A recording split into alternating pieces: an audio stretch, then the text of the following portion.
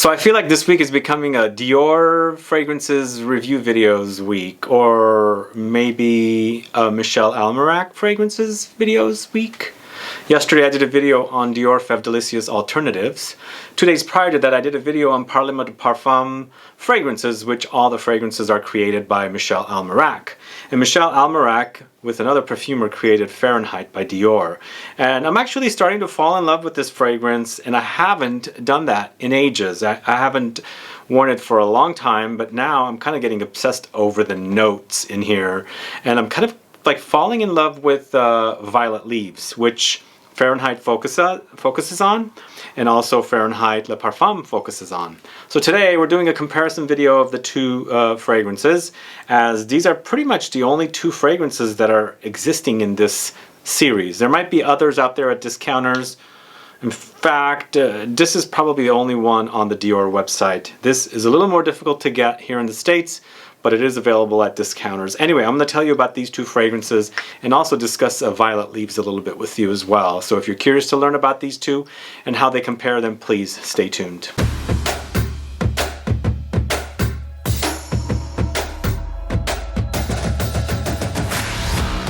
Thanks so much for tuning in. This is Sebastian with Smelling Great Fragrance Reviews. That's right, today we're talking about the original Fahrenheit Eau De Toilette concentration, launched in 1988. It's been a while since this is out.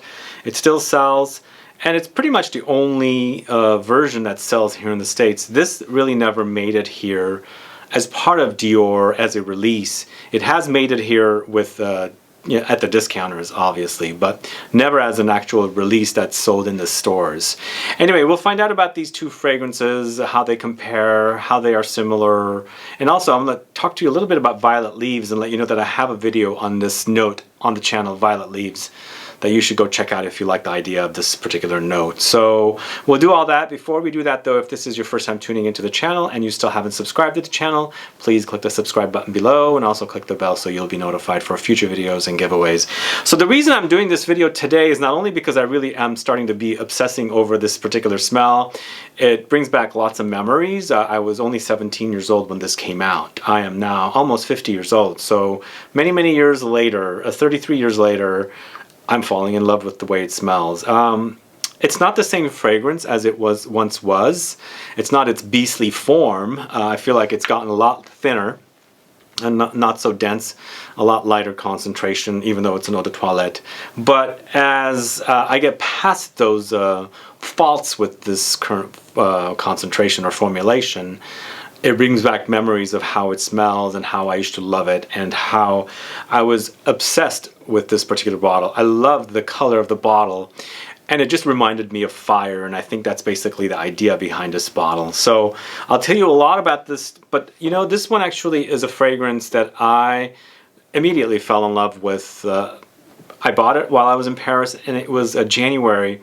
It was a day to 2 days prior to coming back home from a trip to Europe and of course France, Paris. And the associates there told me they had just put it out. So it was brand spanking new, and I brought it here on the in 2014 in January. Immediately shot a video of it because I really loved the way it smelled.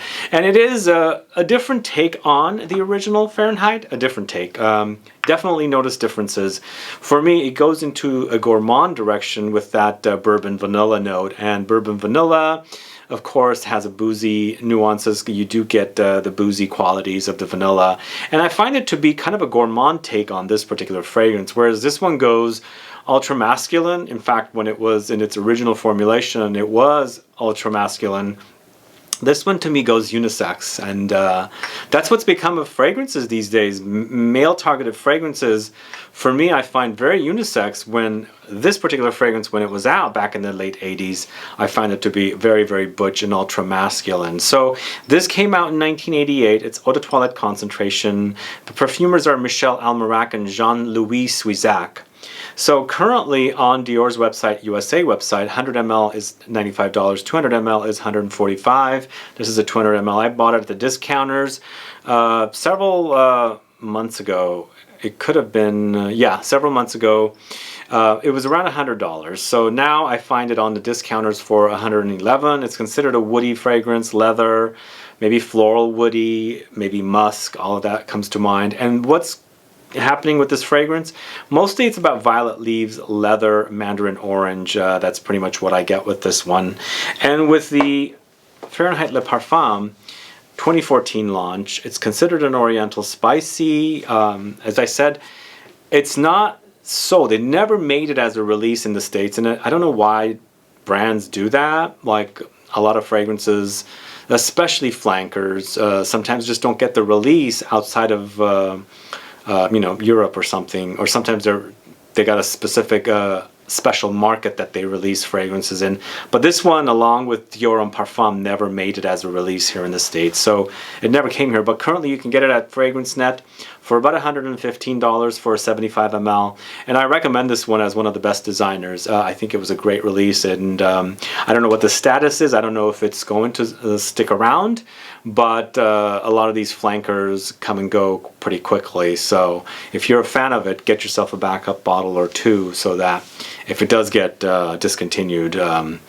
completely. Again, it's not released here in the States, but it is available at the discounters, but I see it selling at Sephora in France and things like that, so I know that it's still around.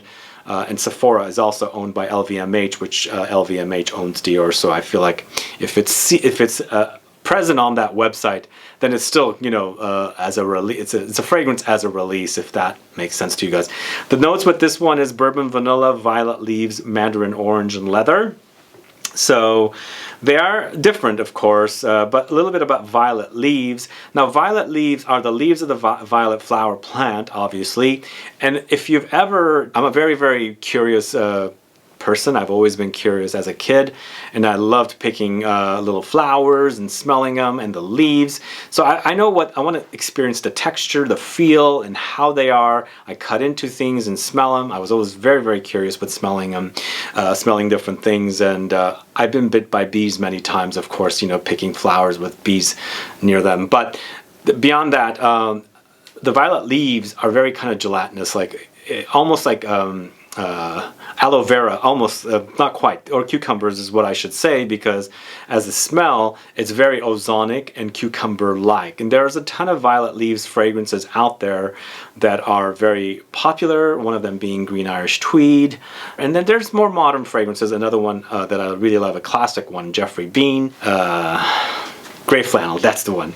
So it was used quite a bit, but it's not as popular as it is now. I don't know. I see it popping up here and there, and you know, I love this note because I love that whole kind of watery ozonic quality, not aquatic as in marine or things like that, but just aquatic marine ozonic qualities.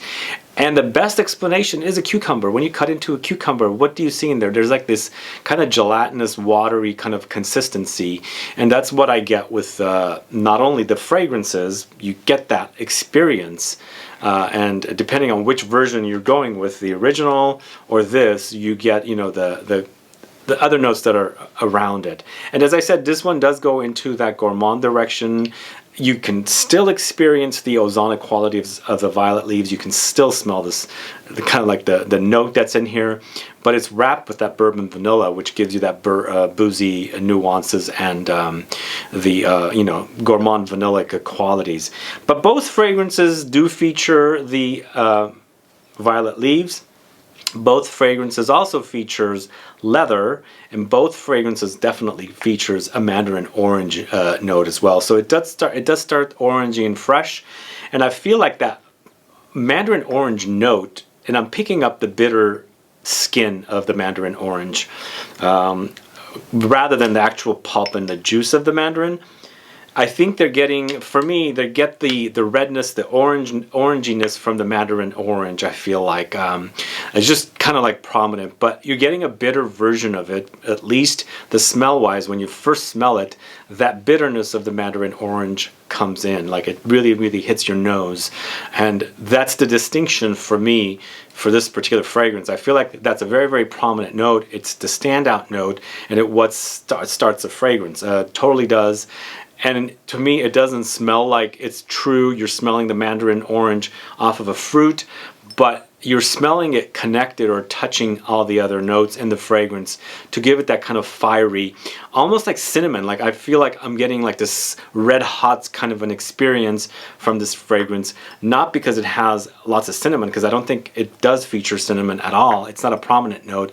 It might have some spices here and there, but there is this kind of cinnamony hot quality about this fragrance, and I feel like it's that mandarin orange spiciness of the skin and how it's connected to the other notes that gives you this kind of like a fiery experience. I like that about this fragrance, and as I said, when I was young, I was very intrigued with the bottle, very intrigued with the color of the bottle, and just I wanted to have this bottle in my collection so badly. My mom wouldn't get it for me, and I used to have relatives that had it, and I'd smell it.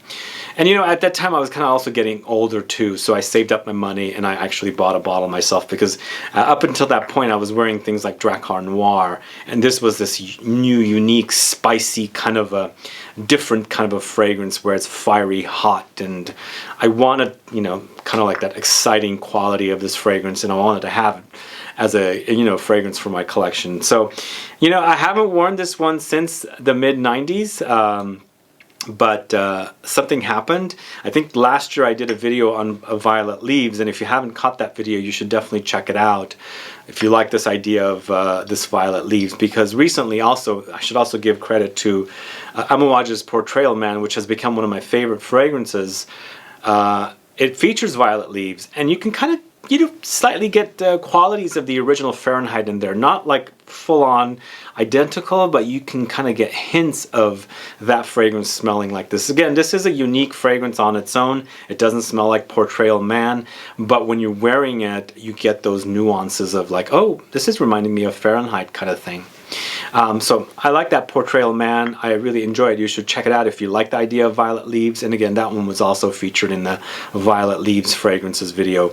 But I'm glad to be back on track with this one. I really enjoy it. It's just, I wish it was similar to what it was like in the past. The density, the depth, the intensity, the beast modeness is definitely not there. But as a kind of a nostalgia thing, to remember that smell just brings back so many memories. For me, it was at the end of my high school years. I was about to graduate a year after this came out, and I was into the idea of, you know, wearing some, you know, very masculine fragrances, because I really loved the masculinity of this fragrance, the boldness, the leathery qualities, and of course the whole unique combination of the mandarin orange with the violet leaves. So it's a great, great scent. I love it. It's a classic. It's a masterpiece, I feel like. Just a shame that, you know, nowadays with fragrances, this particular fragrance being so old, that the version that they're giving us is not what it used to be. But for nostalgia reasons, I think it's special. And then going back to this particular one, it wears completely different. Whereas Fahrenheit, I feel like now, with its current formulation, the original Eau De Toilette, can be worn all year round. It might get a little cloying in the warmer months, but I feel like it's light enough to be pulled off all year round. Is it an office fragrance? I don't think so. It's more of an evening fragrance, or not a work fragrance for me, but you can still get away with wearing little bits of it in the office setting. This particular fragrance, on the other hand, it is definitely stronger. This is a Parfum concentration, meaning, you know, you have Eau de Cologne, then you have Eau de Toilette concentration, Eau de Parfum, and then this is a Parfum, meaning the strongest concentration of perfume oils in a fragrance. And you know, you can smell the difference so quickly. This one smells so light. This one, when you put your nose to it, the density, you can smell the thickness of the juice. It's just so strong. Plus, on the end, it's also a bourbon vanilla, so it's vanillic, it's syrupy. Such a great scent. It's perfect for really, really cold days, because the whole bourbon vanilla, the boozy vanilla, combined with the violet leaves and the mandarin orange and the leather, is just fantastic the way it smells. Really, really wonderful fragrance. And you know, I'm glad that these two are around. Sadly, this one never really made it to the States, but like I said, it is available at the discounters and you can pick them up currently. Both of them, as I said, this one's about $115. This currently discounted is about $111. The 100 ml is currently discounted for $64. And I have links to the fragrances in the info box. You can check them out. But that's my thoughts on these two fragrances. Big fans of the Dior house. Again, this original fragrance was created by Michel Almairac with Jean-Louis Sieuzac. And a couple days ago, I did do that video with Eau De Parfum, which Michel Almairac was the perfumer for. And then this version was created by Francois Demachy, the current in-house perfumer for Dior. Anyway, guys, let me know your thoughts on Fahrenheit. If you are a young person, do you like the way the original Fahrenheit smells? Do you like the way the Parfum version smells? Let me know. And just in general, let me know if you're a fan of this particular fragrance or its other flankers. I know there's been other flankers that have come out and have gone, but these current ones are ones that I see currently online. There might be a cologne version of this as well, which I've never bought, but maybe I should look into. But either way, let me know your thoughts on Fahrenheit from Dior, the Eau De Toilette and the Le Parfum. Let me know what you think, if you like it, and let me know if they should do more flankers of this particular fragrance. I'm always game for more flankers. Hopefully they will, but I feel like they're kind of like going to retire Fahrenheit. That's my theory, that's my thoughts. Perhaps they will, we'll see, but either way, thanks so much for watching today's video, guys. If you have any questions or comments, please list below. Otherwise, please like this video, please share it, follow me on Facebook, Twitter, and Instagram, and I'll be back with more videos very soon. Have a good one. Goodbye.